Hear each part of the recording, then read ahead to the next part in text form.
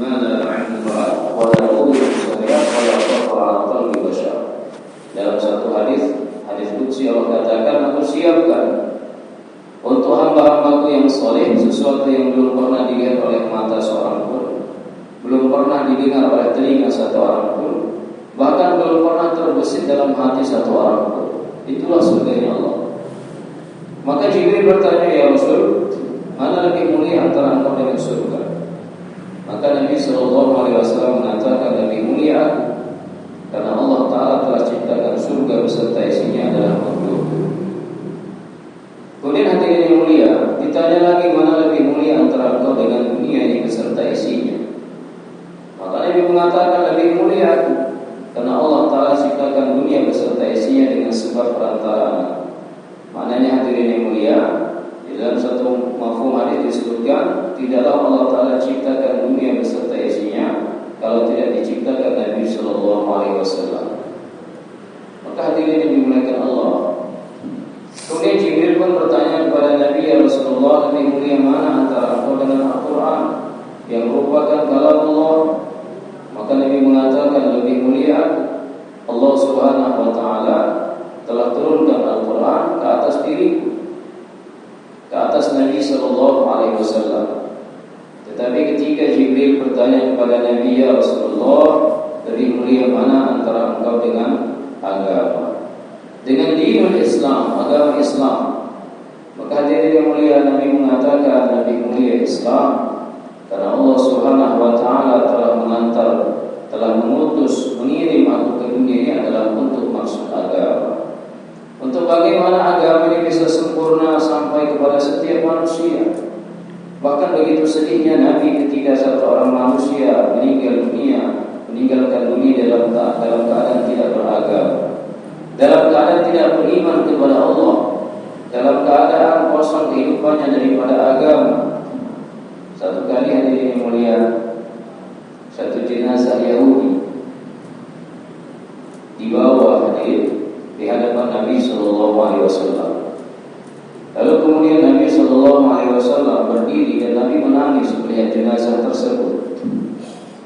Kemudian sahabat bertanya, ya Rasulullah, kenapa engkau menangis? Padahal itu kan hanya jenazah satu orang Yahudi. Maka Nabi SAW mengatakan, sesungguhnya dia mati dalam keadaan kafir kepada Allah, dalam keadaan tidak beragama Islam, dalam keadaan tidak beriman kepada Allah. Maka sesungguhnya dia mati dan selama-lamanya dia berada dalam neraka Allah.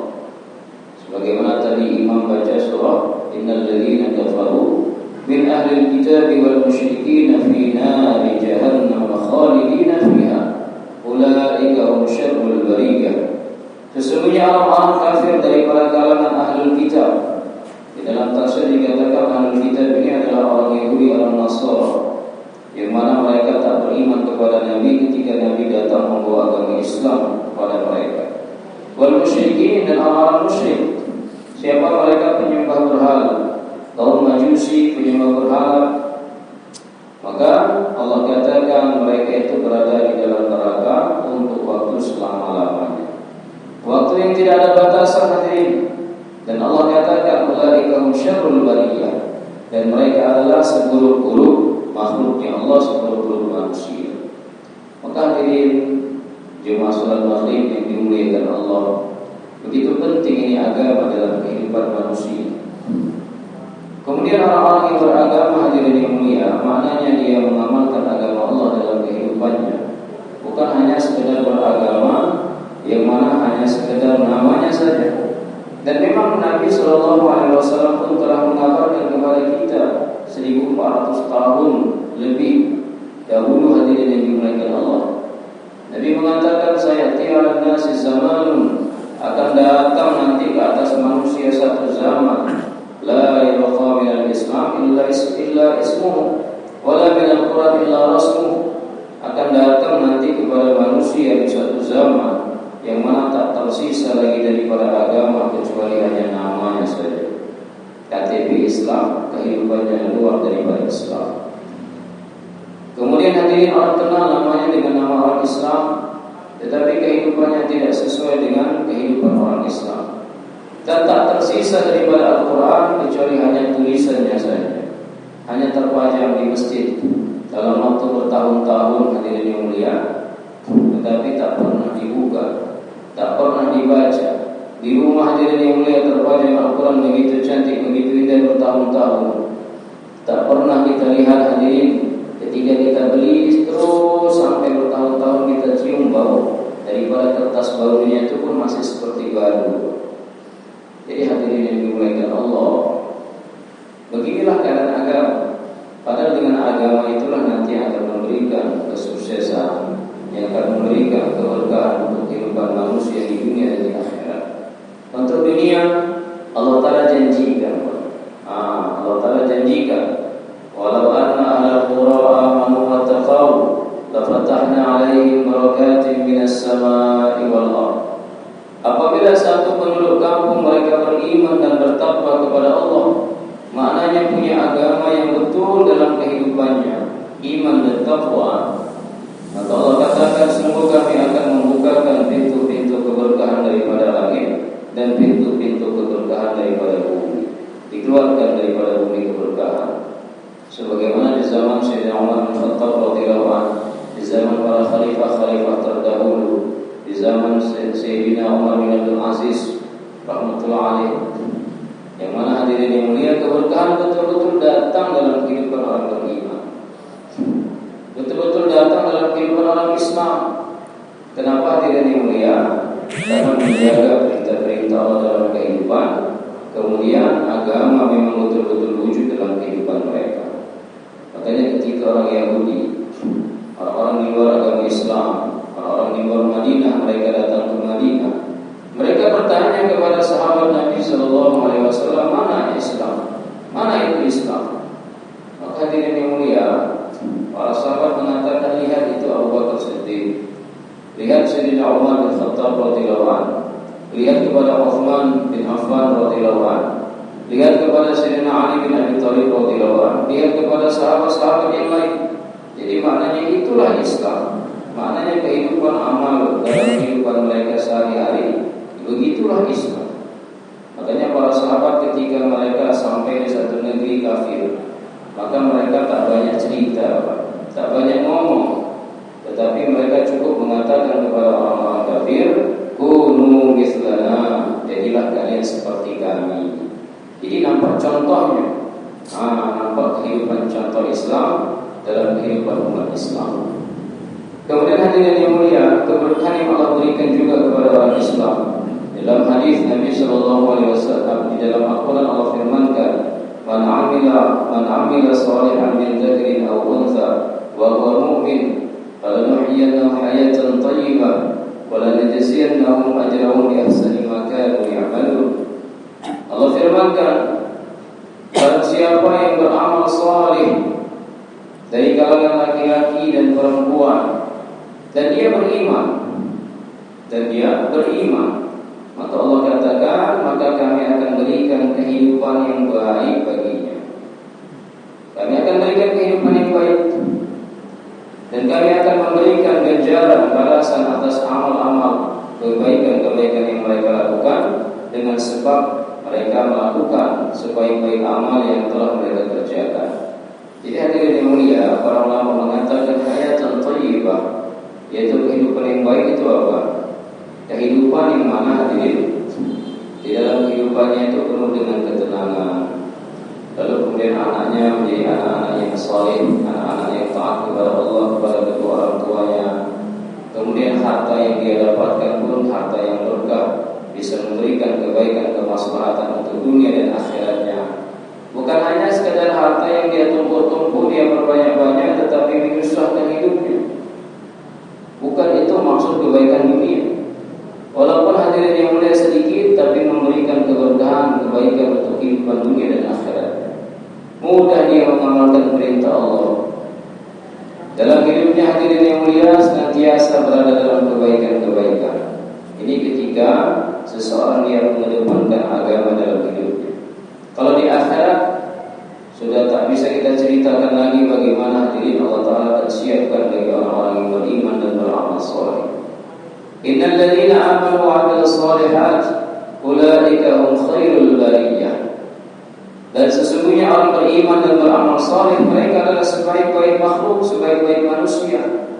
Jazaohum 'inda rabbihim jannatu 'adnin tajri min tahtiha al-anhar khalidina fiha abada. Maka balasan ganjaran untuk mereka, Allah katakan di sisi Allah nanti ada ganjaran balasan. Allah Ta'ala masukkan mereka itu ke dalam jannatu 'adn, yaitu surga 'adn yang mengalir di bawahnya sungai-sungai. Berapa lama? Maka mereka akan kekal berada di dalam jannatu 'adn selama-lamanya. Tidak ada batasan. Radhiyallahu anhum wa radu an. Dan Allah Ta'ala ridha kepada mereka dan mereka pun ridha setiap keputusan Allah. Allah berikan keputusan perintah-perintahnya kepada kita ketika Dia mengerjakan, mengamalkan, menyempurnakannya. Maknanya orang tersebut dia ridha dengan setiap keputusan yang datang kepada Allah Ta'ala, daripada Allah Ta'ala. Dzalika liman khasyiya rabbah. Yang demikian itu adalah bagi orang-orang yang punya rasa takut kepada Tuhannya, yaitu kepada Allah Ta'ala. Jadi hadirin jemaah salat maghrib yang dimuliakan Allah Ta'ala, begitu banyak kelebihan Allah berikan kepada orang yang dia mementingkan agama daripada segala-galanya. Dia letakkan agama di hadapannya dan dia faham ini agama akan memberikan kebaikan untuk dunia dan akhiratnya. Hadirin, kan kadang-kadang sebagian orang tak memahami kalau untuk bisa sukses dunia ya dengan cara dunia lah, kan gitu. Kalau untuk sukses akhirat dengan agama. Hadirin yang mulia, ini pemikiran yang salah. Pemikiran yang salah ini untuk berjaya sukses kehidupan dunia dan akhirat, caranya dengan agama Allah Ta'ala, dengan perintah Allah, dengan kehidupan sunnah baginda Nabi SAW. Ada satu cerita yang sering disampaikan guru kami Bapak Ustaz. Beliau katakan, hadirin yang mulia, agama ini akan berikan keberkahan dalam apa saja kita miliki. Kalau kita bawa agama dalam kehidupan kita, sebagaimana satu orang berada di dalam mobil, dia bawa mobil, ada 4 bangku kosong karena dia sebagai supirnya, yaitu bangku depan 1, bangku belakang 3, dan dia bawa mobil tersebut. Di persimpangan jalan hadirin, ada satu orang dengan memakai baju jas, ya kan? Baju jas, kemudian kita lihat dia membawa tas. Kemudian di stop itu mobil, akhirnya dia berhentikan mobilnya dan dia bertanya, ada apa tuan? Maka dia mengatakan, bolehkah aku masuk ke mobil kamu? Kamu ini siapa? Aku ini adalah mata uang, dolar, ringgit, rupiah, rial. Lalu apa manfaatnya kalau aku masukkan kamu ke dalam mobilku? Maka ia katakan, kalau bapak masukkan bawa aku ini, maka nanti mau beli apa-apa saja gampang. Sebagaimana hari ini ada sebagian orang mengatakan uang adalah segala-galanya. Na'udzubillah. Memang segala-galanya perlu uang, Pak. Ya kan, membeli makanan perlu uang, ya kan? Tetapi uang bukan segala-galanya. Maka akhirnya dia berpikir cocok juga. Boleh masuk dia ke dalam mobil orang tersebut, duduk di bangku belakang. Sehingga tersisa 3 bangku lagi. Jadi dia bawa mobilnya hadirin terus sampai ke persimpangan berikutnya. Dia melihat satu orang laki-laki memakai perhiasan, kemudian jam tangan, kemudian pakai perhiasan emas dan perak, dengan baju yang begitu indah sekali. Akhirnya di stop juga, dia pun berhenti. Dia bertanya, siapa tuan? Ada apa gerangan menyetop saya? Dia mengatakan, bolehkah aku masuk ke mobil kamu? Lalu tuan siapa? Saya ini adalah perhiasan, emas, perak, kemudian apa saja. Apa manfaatnya kalau kamu punya aku perhiasan? Orang akan memuliakan kamu. Kamu nanti punya perhiasan banyak, nanti kamu pakai sehingga orang pun menjadi terkesima dengan apa yang kamu pakai. Orang mengatakan kamu orang kaya. Oh, cocok juga, silakan masuk ke dalam. Masuk dia ke dalam mobil, tinggal 2 bangku tersisa. Dia bawa mobilnya hadirin yang mulia. Di persimpangan berikutnya dia jumpa dengan satu orang yang memakai jas yang lebih indah lagi. Maka berhenti itu mobil dan bertanya, siapa tuan dan apa manfaatnya? Langsung dia bertanya, aku ini adalah pangkat jabatan Apa manfaatnya? Kalau kau punya aku, kamu bawa ke dalam mobilmu, maka orang akan hormat kepada kamu.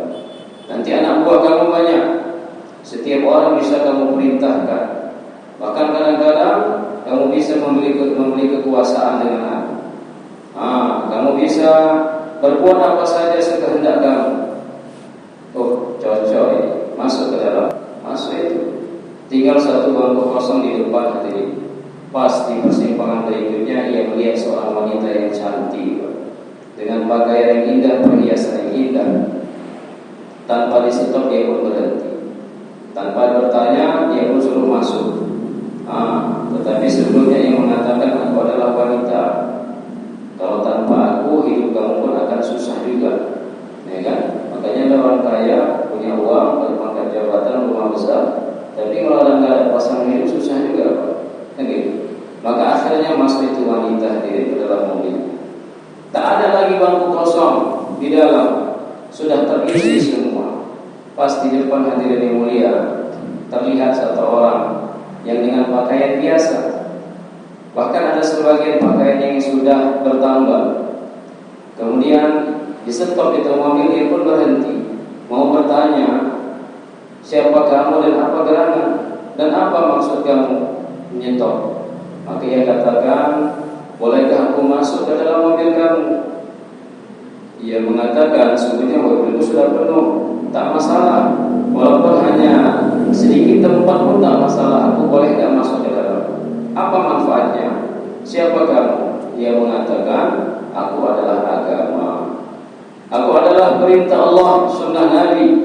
Manfaatnya kalau kamu bawa dalam kehidupanmu, dalam mobil kamu, harta kamu pun akan dapatkan keberkahan. Kamu punya pangkat jabatan, nanti kamu gunakan untuk kebaikan. Kamu punya harta benda perhiasan pun itu kamu gunakan sesuai dengan aturan syariat. Punya keluarga, punya istri dan anak, maka kamu pun akan bisa mengaturnya dengan sesuai dengan perintah Allah. Maka hadirin yang dimuliakan Allah, yang katakan, betul gak itu? Maka akhirnya hadirin yang mulia, ini agama pun memberikan penguatan lagi. Nanti di hadapan, di ujung jalan, kamu akan disetop oleh satu orang polisi. Dia nanti bertanya, tak bertanya berapa banyak harta kamu, pangkat jabatan kamu, rumah kamu, perhiasan kamu, ataupun keluarga kamu yang begitu banyak detailnya, tidak. Tetapi dia bertanya tentang aku. Maka ia pun mengatakan, betul gak itu? Tapi tidak ada yang kosong, sudah terisi semua di dalam mobilku. Ya sudahlah.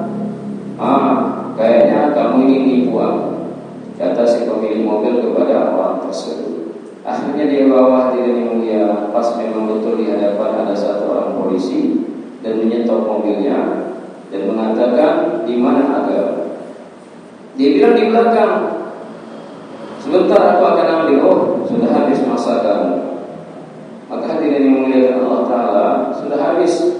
Lalu gimana? Ya sudah, gak bisa apa-apa. Kamu ikut sama aku, diseret dia. Maka hadirin yang mulia, beginilah permisalan tamtsil diberikan oleh para ulama. Hadirin, kehidupan kita ini layaknya seperti mobil yang terus kita bawa, hadirin yang mulia, menuju kepada akhir kehidupan kita. Nanti datang berupa harta benda, bukan tak perlu juga. Kalau nggak ada susah juga. Untuk beli makanan nggak ada uang, banyak pula juga nanti. Kemudian datang dalam kehidupan kita pangkat jabatan, jabatan datang hadirin yang mulia, maka sebagai keadaan pun diperlukan juga. Kemudian datang keluarga, istri, anak, datang juga hadirin.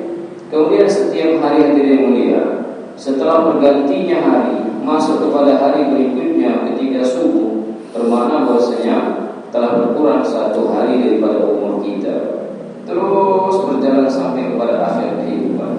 Kalaulah tidak dibawa ini agama dalam kehidupan kita, maka hadirin yang mulia, harta kita ini hanya menjadi beban kehidupan kita di dunia, kemudian menjadi beban juga kehidupan kita di akhirat. Pangkat jabatan kalau tidak diikuti dengan agama, perintah Allah dan sunnah Nabi, ini pun nanti akan menjadi beban yang berat hadirin. Bebannya begitu berat. Kemudian keluarga, anak istri tidak dibawa dalam aturan agama, maka itu pun menjadi tanggung jawab yang akan dipertanyakan di hadapan Allah Ta'ala. Tapi kalau kita bawa agama, harta berkah, kehidupan, pangkat jabatan pun akan kita gunakan dalam kebaikan. Kemudian punya keluarga pun kita akan fahami, ini keluarga akan menjadi keselamatan bagi kita di yaumil akhir kalau diikutkan dengan agamanya Allah Ta'ala. Maka nanti ketika akhir kehidupan berjumpa dengan malaikat Israel, hadirin yang mulia, di dalam kubur malaikat Munkar Nakir bertanya berapa banyak harta yang kita miliki, berapa besar rumah yang kita bangun, berapa banyak pangkat jabatan yang telah kita usahakan sampai kita menjadi orang yang paling tinggi pangkat jabatannya. Ataukah malaikat akan tanya bagaimana detail dunia daripada anak yang kita miliki. Tetapi yang ditanya hadirin yang mulia perkara-perkara agama, marrabuka, mannabiyuka, wa majiduka. Dan nanti juga di hadapan Allah yang ditanya juga adalah perkara agama. Jadi hadirin Bapak jemaah salat maghrib yang dimuliakan Allah, inilah kita duduk di sini hadirin yang mulia adalah untuk mengembalikan lagi fikir risau kita kepada agama kita. Yang hari ini berapa banyak orang risau ketika kehilangan uang. Kalau uang hilang sampai 1 miliar, dia akan pusing risau, bahkan ada yang sampai stres, kan gitu. Ada orang yang kehilangan keluarga yang dicintai sampai menangis hadirin yang mulia berhari-hari, sedih luar biasa. Tapi adakah hadirin kita melihat keadaan agama kita berkurang sedikit saja amal agama kita sedih?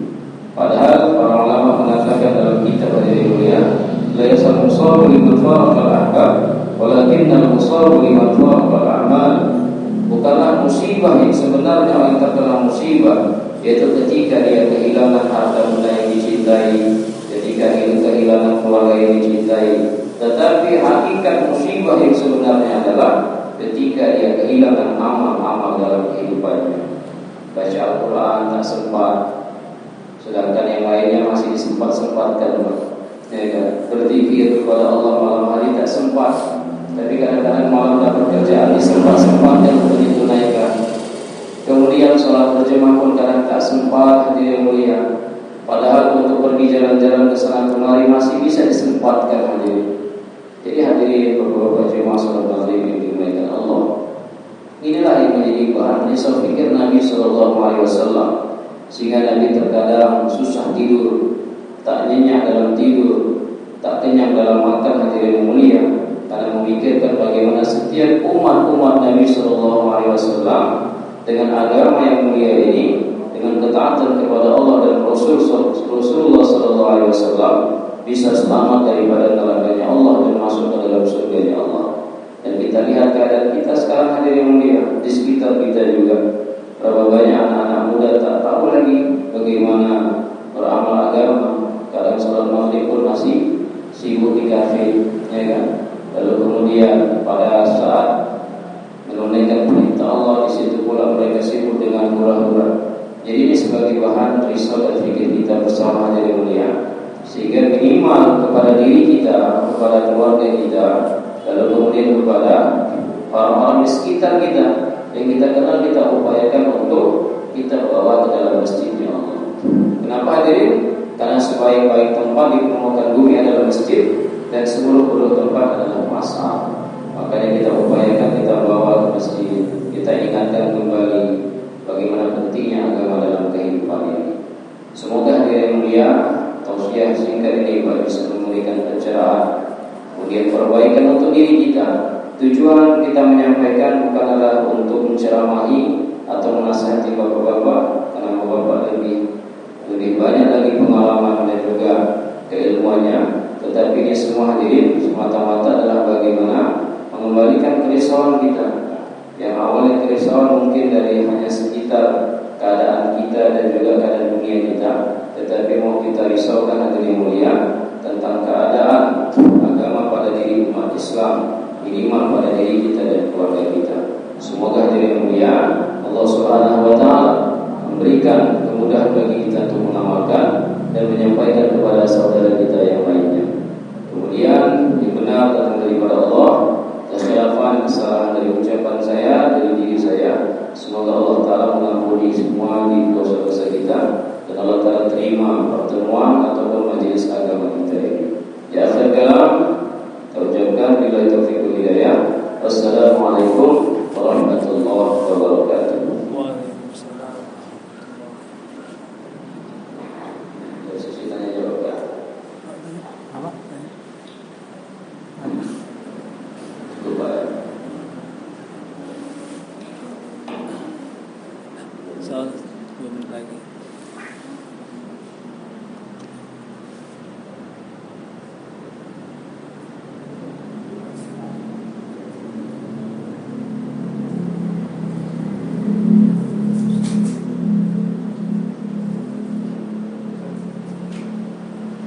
Ustaz.